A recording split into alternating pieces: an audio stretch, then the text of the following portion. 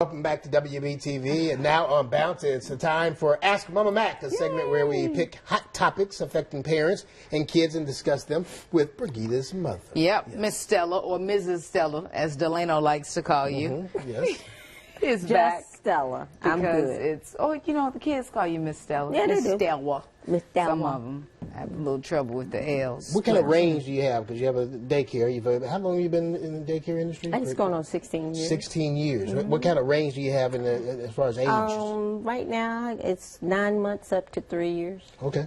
Yeah, it's a lot Having a going blast. on Yeah, in I that can household. imagine. Good gracious. All right. Kudos to you. And you do a great job, too. Yeah. Another tech employer is offering its workers more benefits to help keep them manage a work-life balance. eBay is giving 12 weeks of paid leave for moms, dads, and workers who need time off to care for sick family members. At first, the company didn't offer paternity leave and no paid time off for those who needed to take care of relatives. Women who give birth can also take up to 24 weeks of paid leave. That's 6 months. Yes, 6 months. Previously, they could only get 10 weeks of leave and 80% of their pay. So the 10 would have been, I guess, a month and a half, right? Basically, yes. So that's some significant changes there, right? Is it time for more companies to become more flexible with time off? I would think so. It helps tremendously, for the family to really bond, especially if there's a newborn or whatever, for them to have time off. And if there's a sick child, then, the parent can function better knowing that they're getting good care because they're doing it themselves, versus having to rely on someone else to come in and fill in for them. So I think it's a great idea. I wish it was back in the day for me. Yeah. When did you go back to work with me? Say, I took 4 months off with you. Okay. And That's pretty good. 3 By with today's Trey, standards. and then 1 with Charmaine. So it just gradually Dwindled.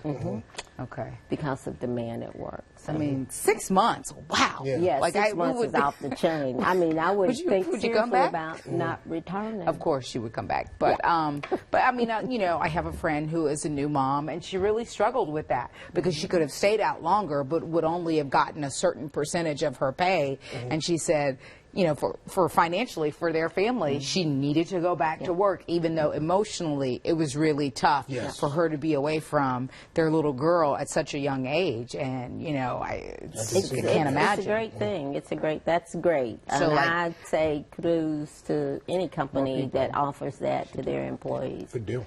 Yeah.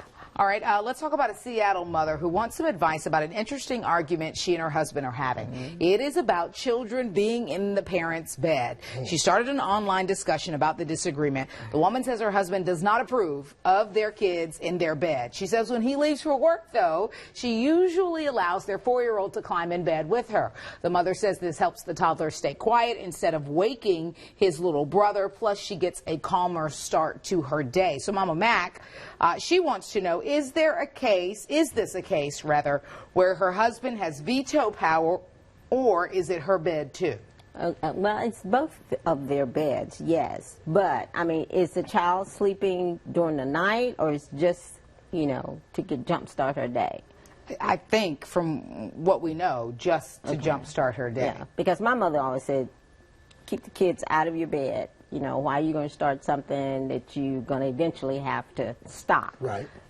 So that becomes like a play area. But, if the dad's not home, how's he going to know? Anyway. Well, she don't put that business in the street, so he knows now. Yes. I know. Did you have any problems with that at all? What? With the kids coming in the Well, there were times like we didn't make it a habit, but there were times where we would, have fun times and play in bed or whatever. But, to jumpstart my day. I got you. That was not making it a calmer start with three Macks, rambunctious kids. No. I could definitely not see that being a good thing. Yes. All right. Did you let kids, did y'all allow your daughter and siblings? No. Yeah. Did your mama? Yeah. I was speaking more about my mother. Yeah, I don't remember sleeping in the bed with my I don't remember that. I don't think she did. I never asked her that, so I don't know. I remember trying to crawl in bed with my mom and dad until she scared the wits out of me one night. Yeah. And I did not do that anymore. That's a nice little trick there. Yeah. Okay. Well, and I imagine it can be a tough habit to break if it's not something like unless they're sick or a nightmare or something like that. But anytime you break your routine of what you have, your existing routine, and you go to something less, the kids buy into it. Okay. And it's hard to paddle back to where you were. All right, we got about a minute left, so let's go. Should we allow kids to play football? That's another big question. A New York Times article says repetitive blows to the hip puts athletes at risk for permanent brain damage. Doctors say children who play football can have brain damage and you don't even know it. That's especially if they're not getting screenings during and after their football season. Several former and current football players say they would never allow their sons to play football, including, listen to these names, Troy Aikman, Drew Brees, and Adrian Peterson. Mama Mack, your response to this, I know you had a son, he played early football. Trey played football in middle school. I think he played one season, and that was it for Trey.